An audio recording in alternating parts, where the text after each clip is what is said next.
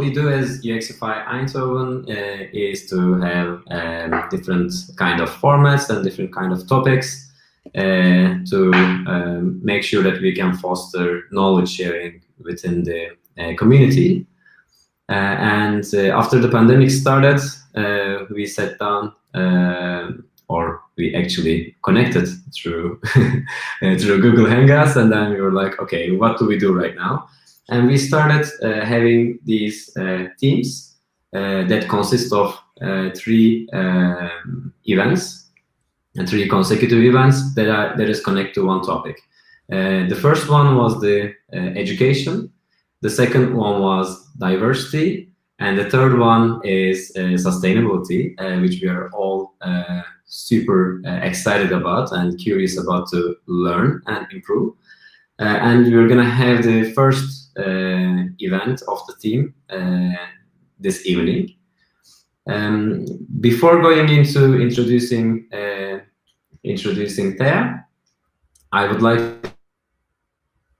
to just say thanks to people who joined this evening. And when you're attending the meetup, we're trying to ask you some questions to understand how can we be a better value, how can we serve better value for our community. And the question of this event was, tell us your expectations from UXify Eindhoven in 2021. What's going well, and what can we do more to make you a happier UXifier? And some answers we get were around everything regarding UX and hardware interests me, from Gabriel. Wesley actually asked us to make more events on how to enter the field as a beginner UXer.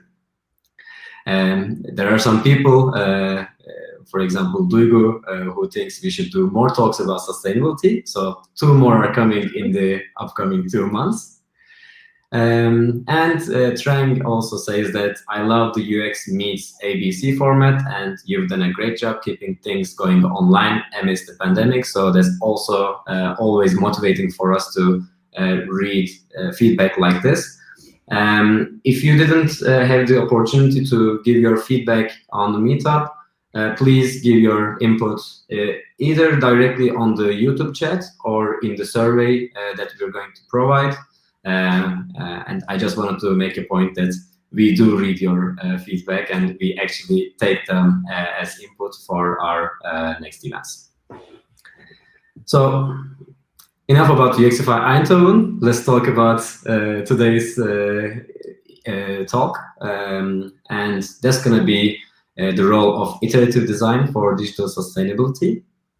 And I'll open it by giving a short intro on the fight for sustainability that Thea is in, and she thinks that it is never truly solved. The talk will focus on circular economy and the roles of UX systems design in this transition. Since every solution to current sustainability issues creates new potential issues that will need to be managed down the road, the future of sustainability needs to be conceptualized in iterative and evolutionary ways.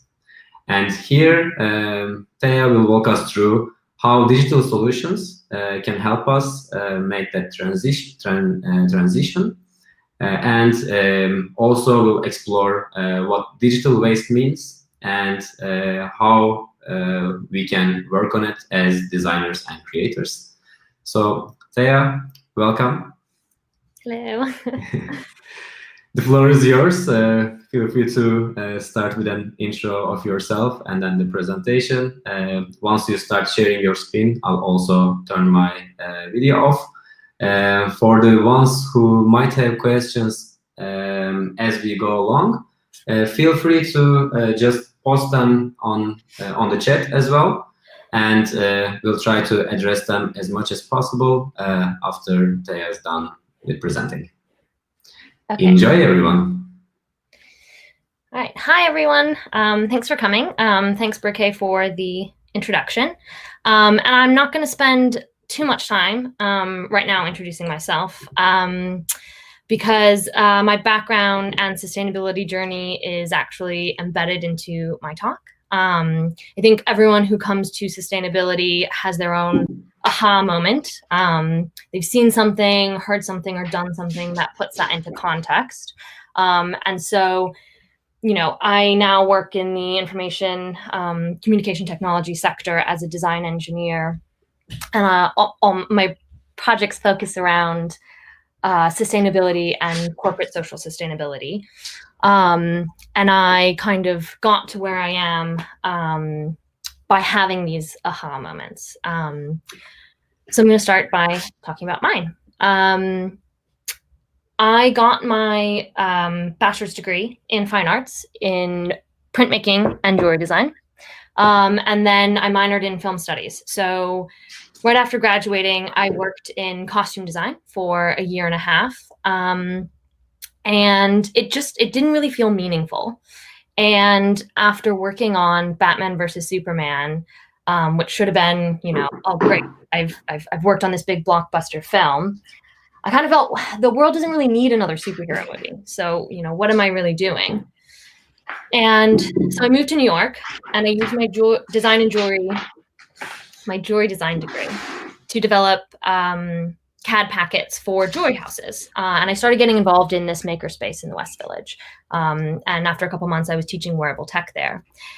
And this was kind of the first moment that I had. I was working in manufacturing and seeing all of the waste and the waste of that production. And not just in the traditional manufacturing, but also within the makerspace community, which is meant to be distributed manufacturing and supposedly sustainable.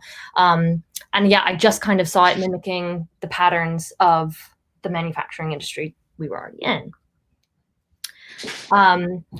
So I wanted to do something around sustainability, and I found this course called GID. It was a Master's of Arts at the Royal College of Art and a Master's in Science from Imperial. And it was about culturally sensitive design and solving big world problems. And so I applied and I got in. And I thought I'd be using my background in making and physical production to redesign objects to be more sustainable, or taking on the fashion industry and redesigning those products.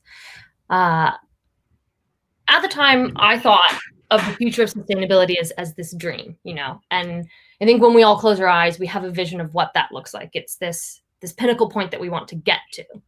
And often it's fields of green, solar panels, wind energy, clean oceans.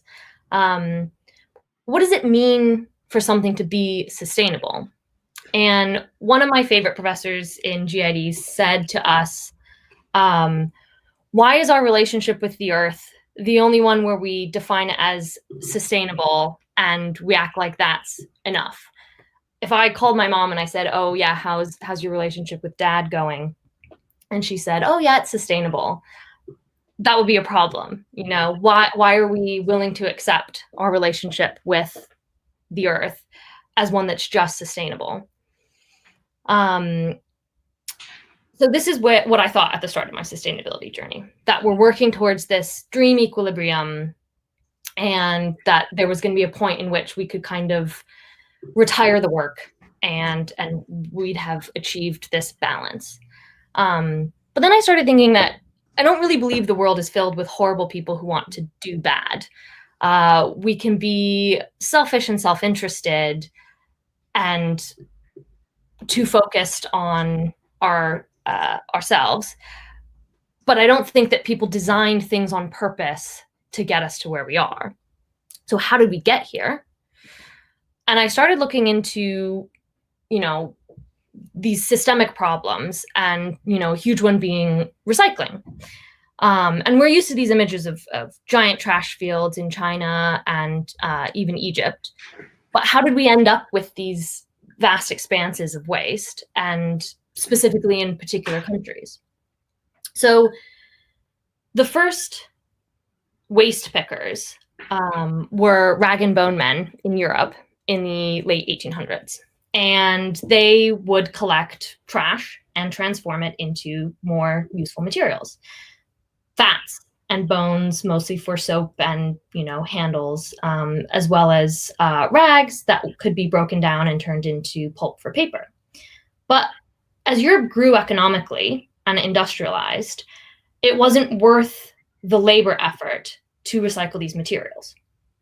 So they started shipping them over to America and the colonies, where they were hungry for materials and they weren't growing enough and the labor was cheap. So they would transform these materials and recycle them and process them into new things. And as America grew, it also became economically prosperous, and we started passing our waste along as well, and Europe. And so we all started sending our waste to China. And this went on until 2017, when China introduced the recycling ban. And so then we had this broken puzzle. We've got sorting happening in Europe and America, and we've got processing happening in China. And it kind of introduced this huge mess, this big system that we'd been relying on for the past several hundred years had broken down because we hadn't kind of addressed why are we doing this? Why are we moving this around? And a big part of that is not only was this a useful solution at the time, it was a sustainable solution for the time. We were using waste and we were shipping that what we couldn't use to those who needed the raw materials more than we did. And okay, so this happened over a long period of time. Maybe we weren't paying close enough attention, and it's hard because it would be kind of status quo. But if we look at another material or another kind of system that's gotten so ubiquitous, plastic. Plastic and cellulose has existed for a really long time. But in the 1940s, Bakelite started mass production for lots of things, and it was marketed as a material that solved problems. And it was seen as a sustainable material, especially later on, as a lot of the plastics that we were producing were a byproduct of processing crude oil. So we started making everything, and even design schools were kind of pushing, look at this magic material, look what we can make with it. And it became so ubiquitous that we were promoting it towards a throwaway culture. In the 1960s, we started making these paper dresses meant for, one wear use and then throw away. And, this wasn't a long-lived fad, but these dresses were one of the first instances of mixing plastic in with other materials. And so, making it very impossible to recycle. And now plastic is everywhere, and it's incredibly hard to recapture. We didn't look at this system as we were going, and it grew really big and really fast, and now we're stuck playing catch up. So if this has happened before, then, in what ways is it potentially happening now that we aren't noticing? So what would potentially be the next big thing? And are we kind of falling into this trap again, believing that there's one main solution that's going to deliver us a future in which worrying about climate change will be a thing of the past? We see digital tools as a salvation solution: software as a service, product service system, platform as a service. And while that sounds really amazing, and definitely technology is an incredible tool, and there's no denying it plays an incredible role in our lives and transitioning us towards a more circular economy, but I think we're also on the brink of falling into this trap again. And by 2030, it's projected that the ICT industry is going to become the third most polluting industry in the world, overtaking transportation. And that's not surprising when we consider that we live in a society where the largest hotel chain has no real estate. Our biggest news outlet doesn't sell any papers. And the world's largest transportation company doesn't own any cars. Instead of physical infrastructure, we're replacing it with digital infrastructure. companies are constantly looking for solutions to the rising cost of material waste. And a popular solution to this problem is to move into the digital space, selling services, not products. But just because these things aren't centralized doesn't mean that there's no materiality to the IT industry. Yes, I check my news feed, can book my vacation, and catch my ride into work all from one object. But what is the cost, the environmental cost that's going on behind the scenes? So a huge issue that we have when we're thinking about digital sustainability is the intangibility of it. The cloud isn't this clean thing holding all of our pictures, emails, podcasts, contact information, buying habits, and instructions in this magical place outside of time and space. All of that information is stored somewhere in the real world in data centers. And these physical spaces is where we store all of the intangibles, which do have a very tangible effect on our environment. And what we're running our entire digital infrastructure on is reliant on a smaller set of resources, which come with its own problems. We use the same set of materials to build everything that's supporting this new digital economy. And it's not so much about running out of these materials, but we already know with the issues surrounding e-waste, these aren't being made for disassembly and recycling. So we can extract them from the earth, but how are we getting rid of them at the end of the day? And it's also about the amount of energy.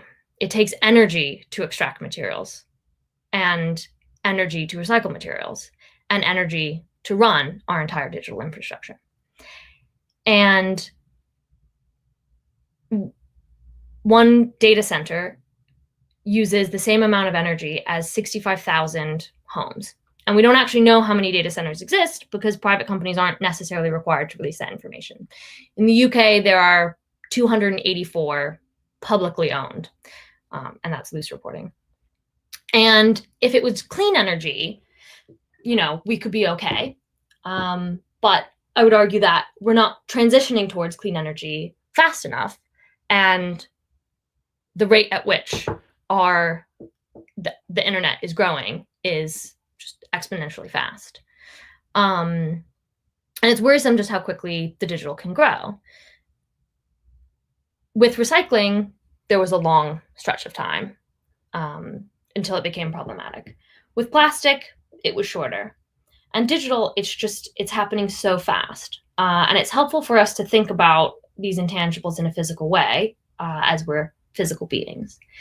Margaret Hamilton in the 1960s, standing next to the printed out lines of code written that got us to the moon. And that's a lot of information. And then in 2011, Max Schrems rose to prominence for his fight with Facebook. And this is the printed out content of his 3 years on Facebook. Not the code, but the information that they had gathered on him. Just one user. And there are 2.6 billion Facebook users.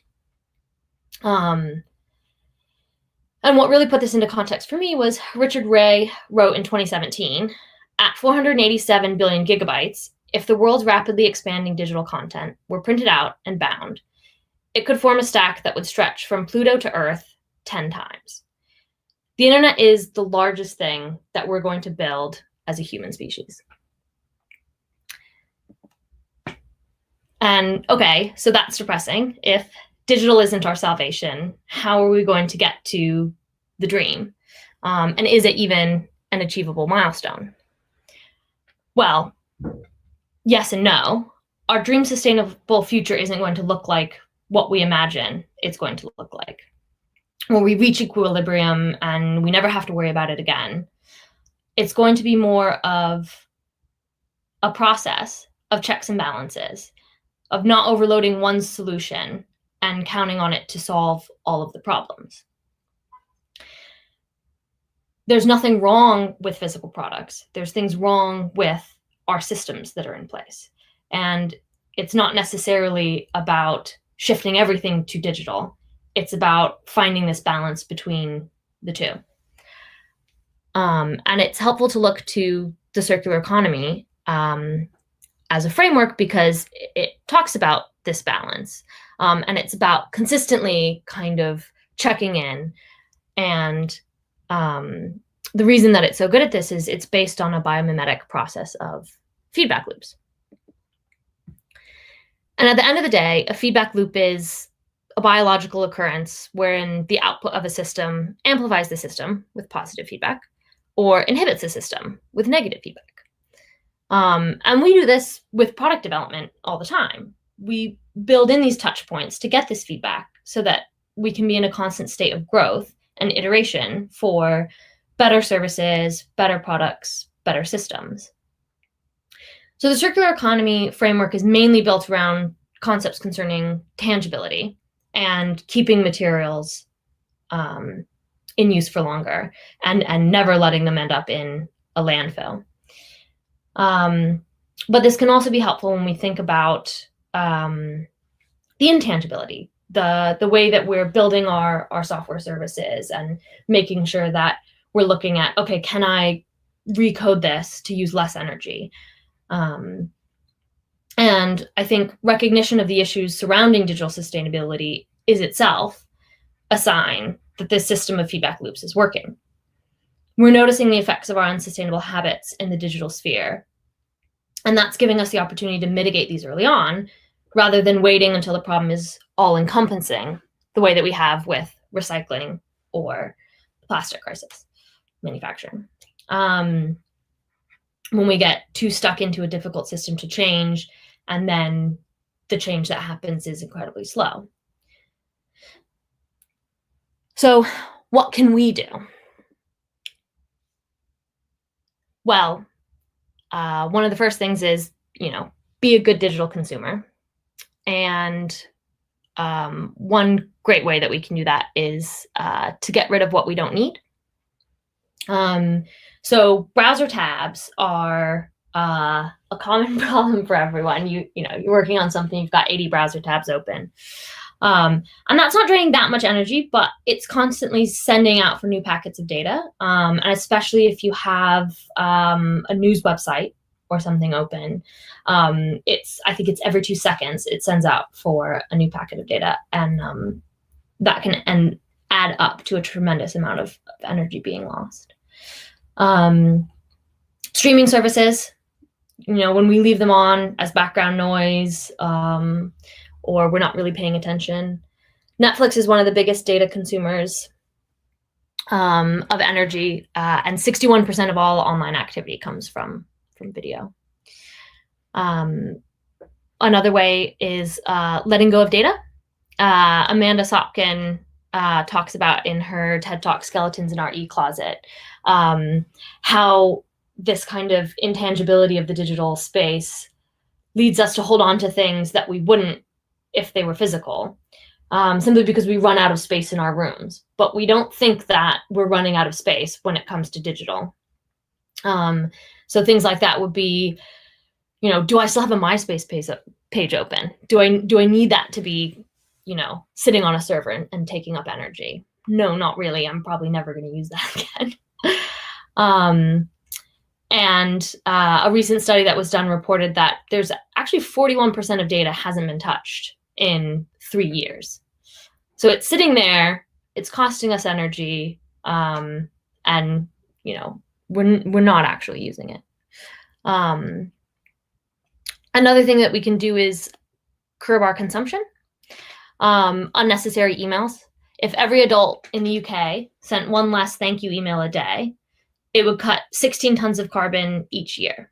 That's about equal to 22 round trip flights between New York and London.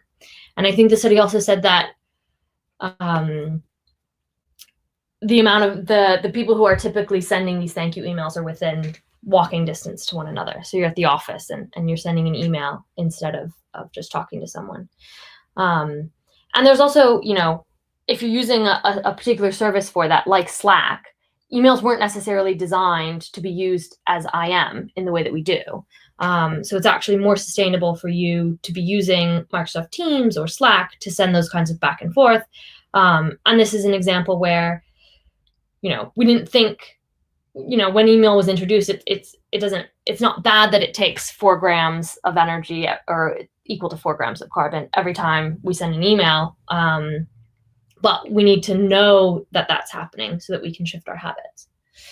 Another one is keeping millions of photos in the cloud. I remember when I got my Google phone, one of their big draws was that it would automatically save all of your photos in the cloud so that, you never had to delete a selfie.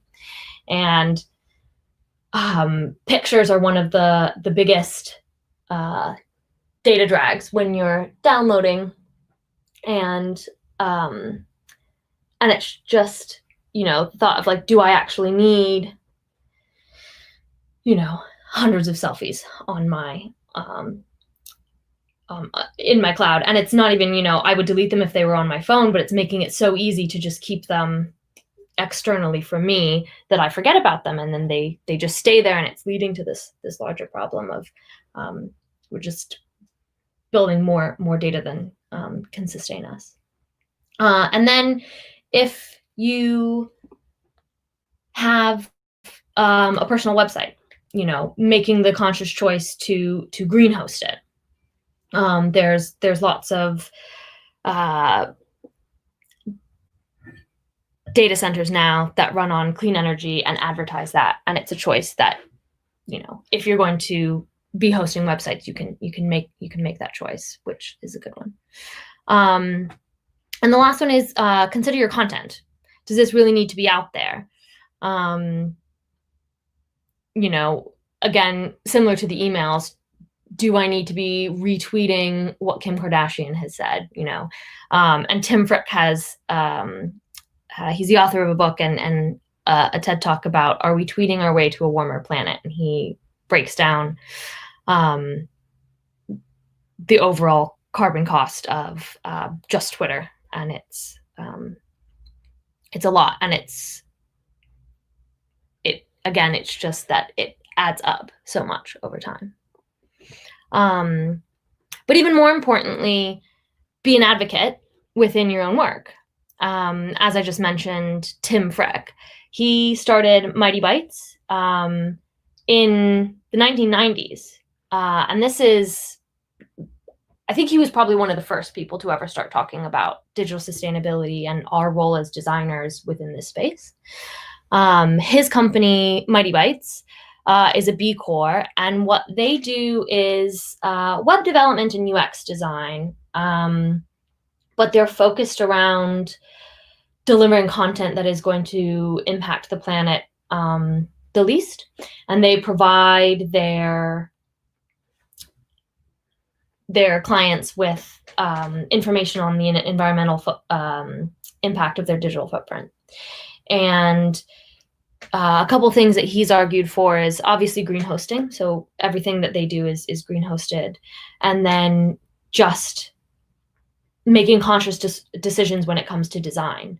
One of the biggest things that can make a website jump up in terms of energy consumption is animations and snazzy image carousels. And he says, if it's absolutely necessary to the design and it's going to make the user experience better, then, yes, we'll put it in. But too often, because we're not thinking about whether or not this is truly necessary in the design, we can throw a lot of that in.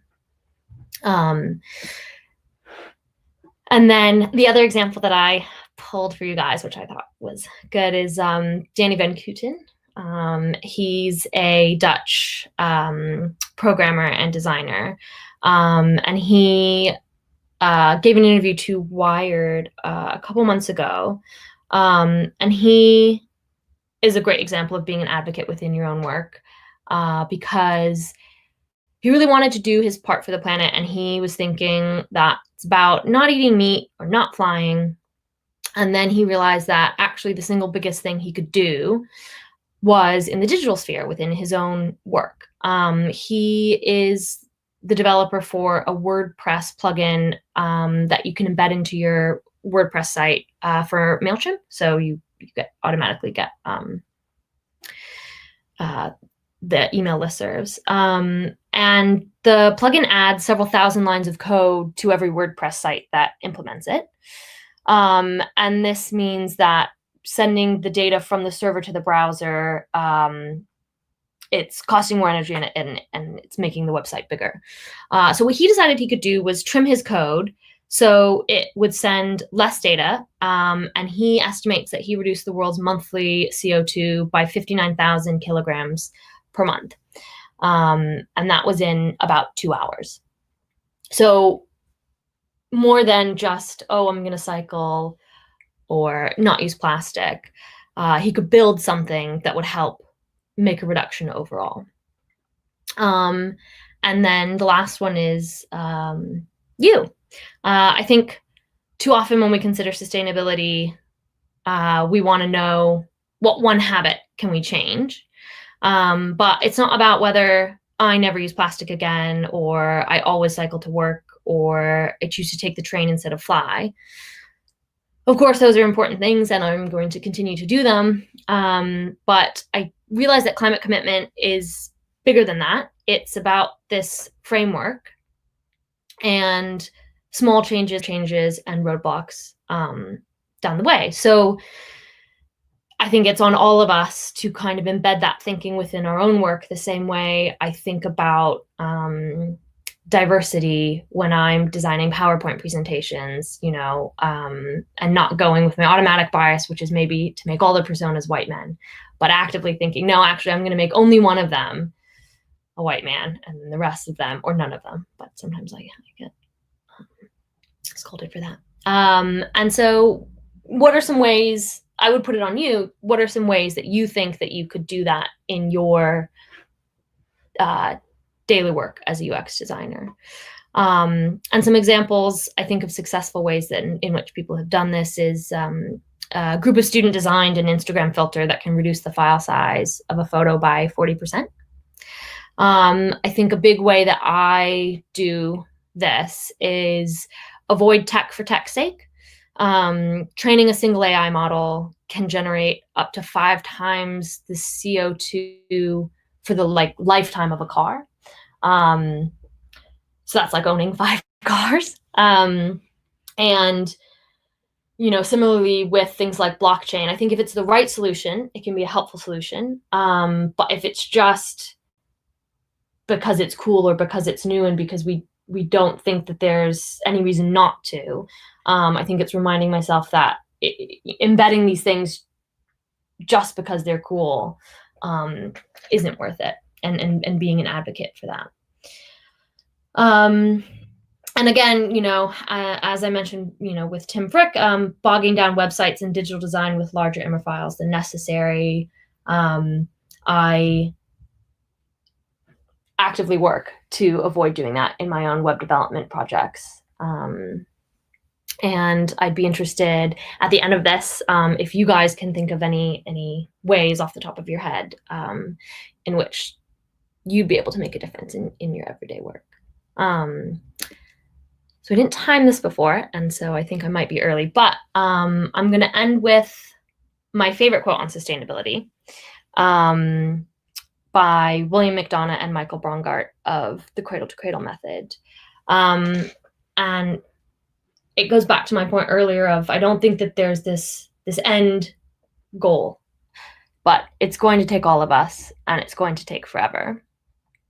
But I think specifically when we need to consider this as we build our digital future, because we want it to sustain us for a long time.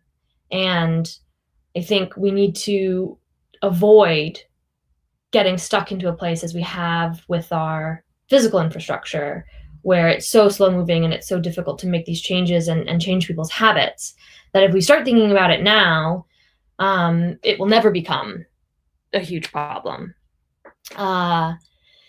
And I think the last thing that I wanted to say was the best piece of advice I ever got about sustainability was, again, it's not about you doing one thing, never buying a plastic water bottle or biking to work every day. By all means, definitely keep doing those things. But more importantly, we need people that don't find thinking about sustainability and how it's never ending as depressing, but that they find it energizing. And if sustainability is not that for you, then that's fine. It's great, in fact, because we can't solve the world's problems one at a time. We need people fighting for diversity and equality, and we need people solving cancer, and we need people who are, advocating for world hunger. So I would say, if it's not sustainability, then what is it? Find your one thing and make that the thing that you advocate for, that you embed into your work every day. And thank you very much for having me. Thank you, Taya. It was amazing to just myself on mute and turn the camera off and just focus on the presentation, taking notes at the same time. So I think it's really eye-opening for me to. By the way, maybe we could also switch. Yes, perfect. I'll try to figure out how. Yeah, the switch for me is quite important, because when we talk about sustainability, it's quite easy to focus on Coca-Cola bottles and all the plastic bottles that are polluting the oceans and the beaches. And sure, like, we should work on those and we should raise those issues.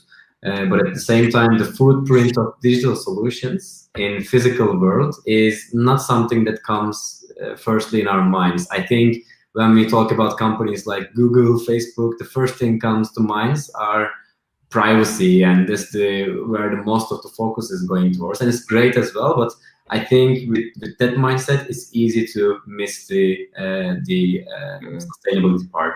Yeah, and I think even the branding around calling the cloud is so clever, because it's not, it's not, but we're saying that it exists up in this space. And, really it's about these data centers, these co-location centers. And when it comes to legislation, we're not even bothering asking these companies to make sure that they're reporting the energy consumption from these. And some of them are automatically kind of, focusing on, are we powering these with clean energy? Because I think that they know it's not tenable and it's going to get more expensive. But it's definitely not all of them. And it's definitely not as much as it needs to be. Yeah, definitely. And I think we also have some viewers who got inspired from your talk. So Naz is mentioning that it was eye-opening for her, and Martin is telling that he notices that he keeps his MacBook running when he takes a half-hour break during lunchtime. So maybe it's a small impact, but that makes the difference in the end. Yeah. I think it's interesting with the small impact piece, because I think it's also one that it's not as big of a sacrifice as when we think about other sustainability changes we're going to be making. But it's about, like, the forgetting. So I think, we recognize it when it comes to, getting a plastic bag at the grocery store. We're all kind of used to this habit of making sure that we bring our reusable bags. But definitely with browser tabs, or like, I'll leave two screens running, doesn't need to be happening, and all of those tiny things definitely add up to a lot, especially because if you think about how much screen time that we're all doing, it's incredibly impactful. Yeah, that's right. And Martin is asking a question about the users keeping their selfies in the cloud if they paid for it. So I think it's also interesting to tap into this, like, solution space, because I was also thinking that even if I want to keep my selfies or all the photos on my local drive, it's it's almost impossible to do it with iPhone. Like, it always forces you to upload and keep things on the cloud, and And like for me, I found it really difficult to actually. Ah, it's back. Oh, I think so. Well, and it announces for me. I don't know if it announces for you. It did. Okay.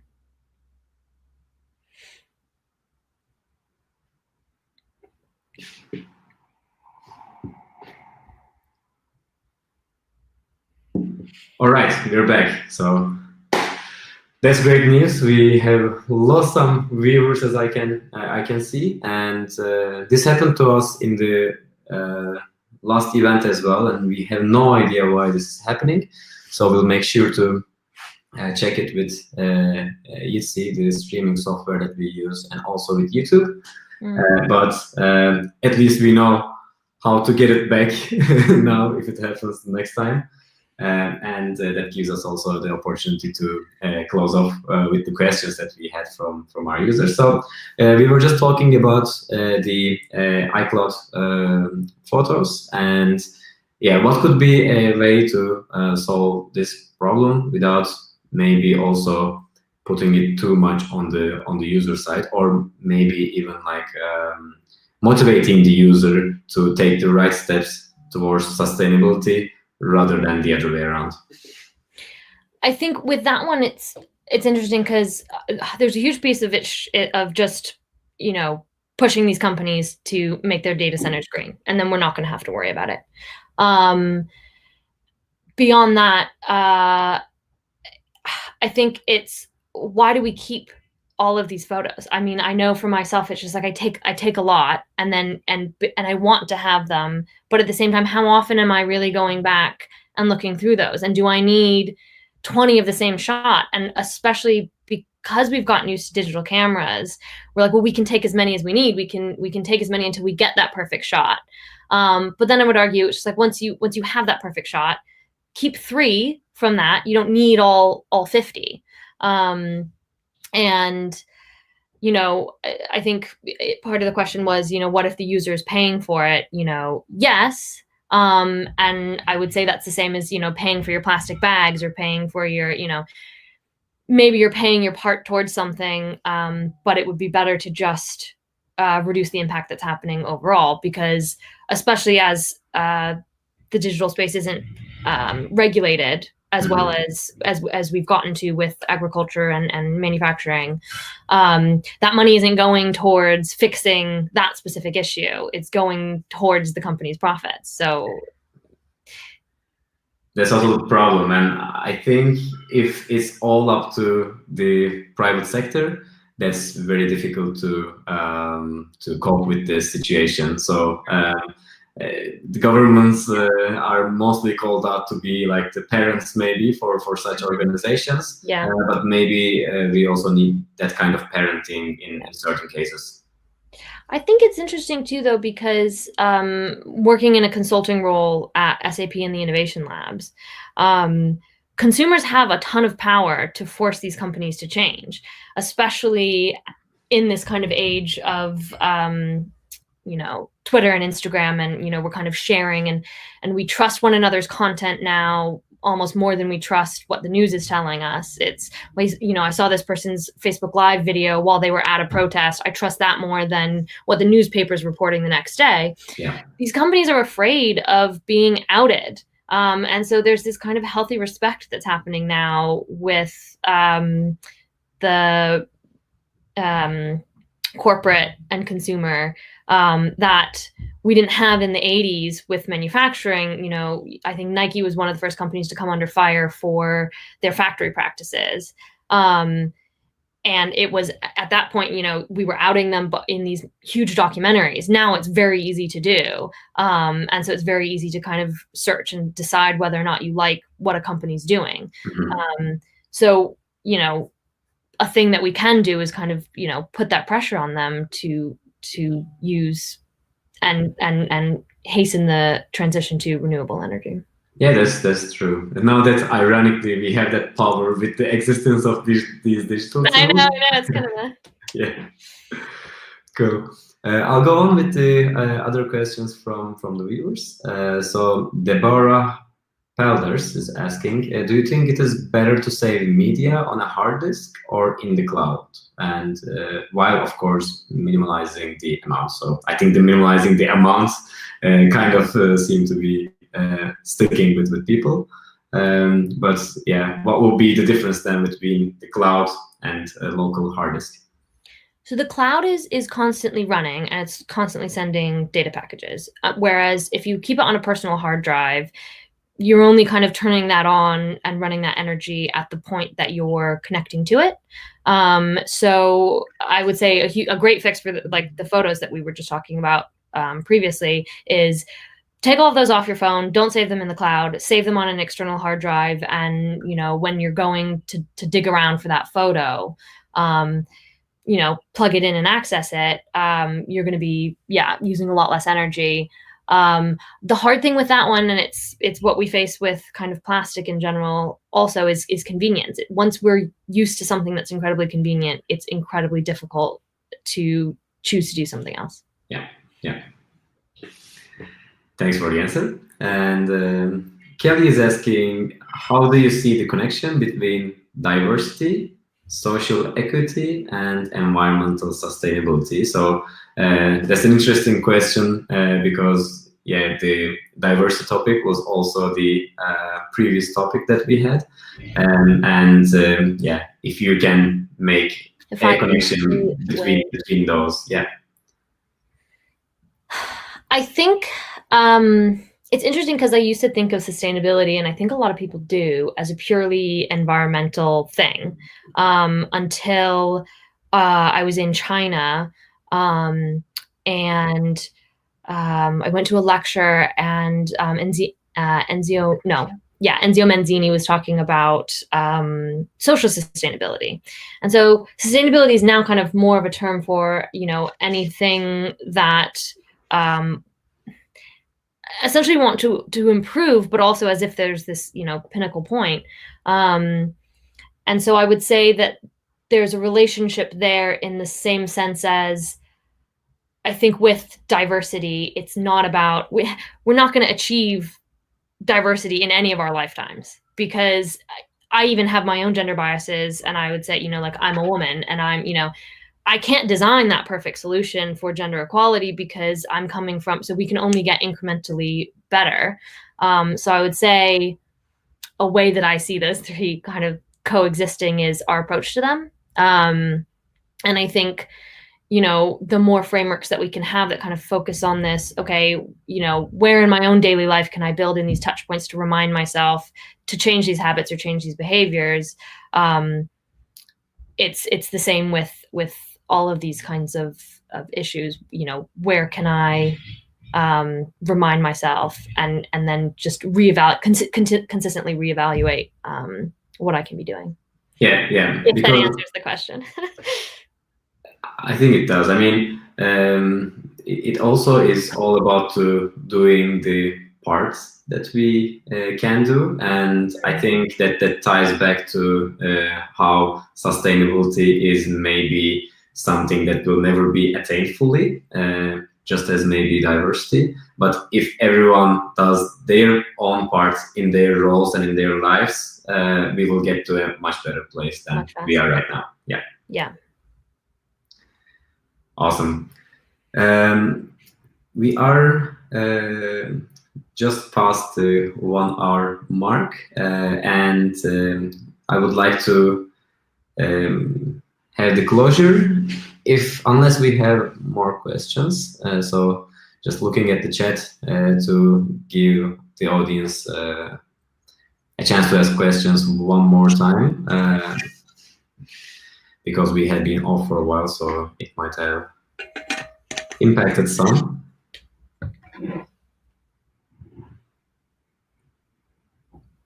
Martin is in the process of asking one. Hurry up, Martin. I hope you know, Martin. I did. So Martin asks, you mentioned two websites, Denny and Kooten, and Mighty Bytes. And Martin is asking, are there tools to get more insights in how much you can save? when choosing between user experience and a more sustainable solution? Yes. So Tim Frick has written a book. So he's the founder of Mighty Bytes. So he, I think just last year, came out with a book around essentially like green coding tips.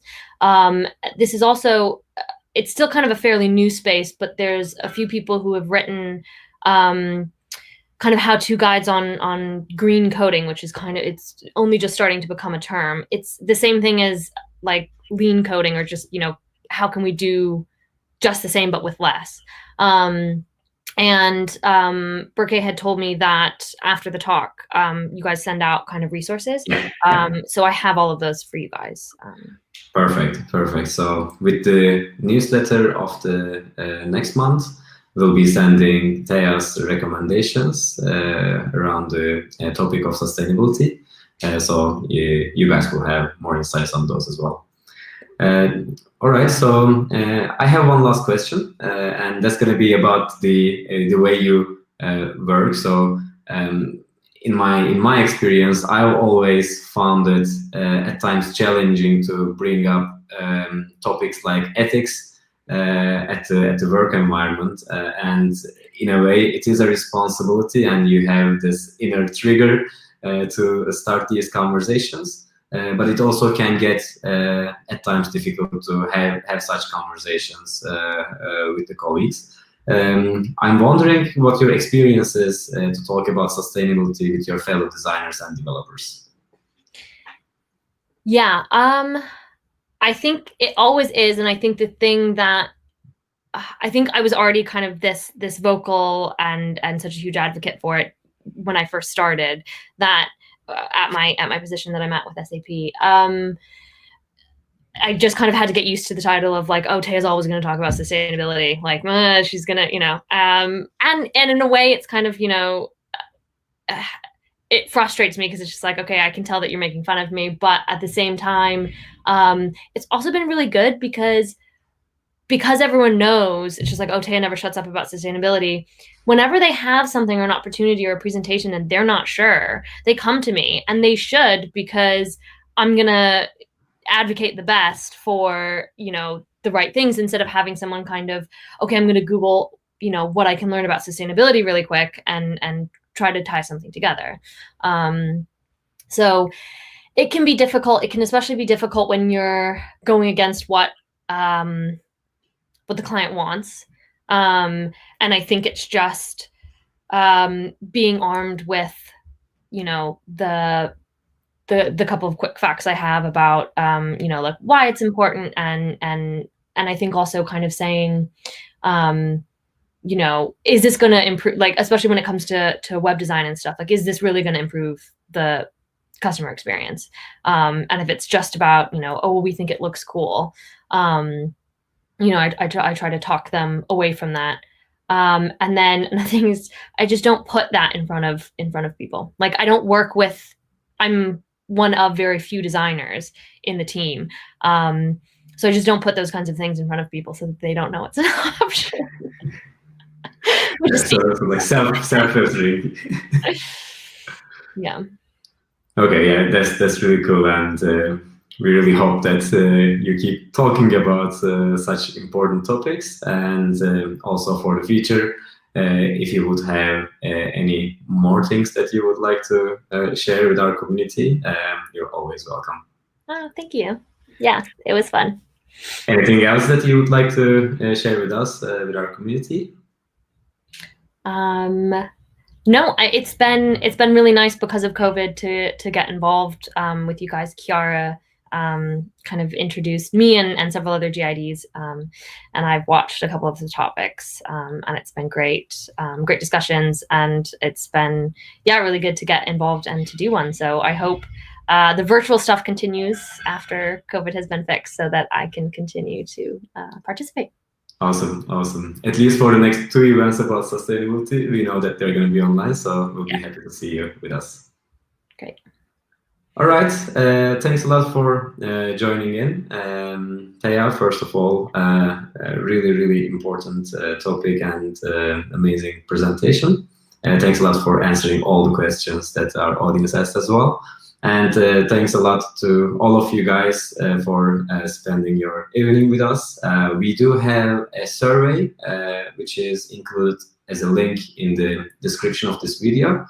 So please have a look and let us know how you found it, and more importantly, how we can improve so we can come up with more relevant and more interesting stuff for you.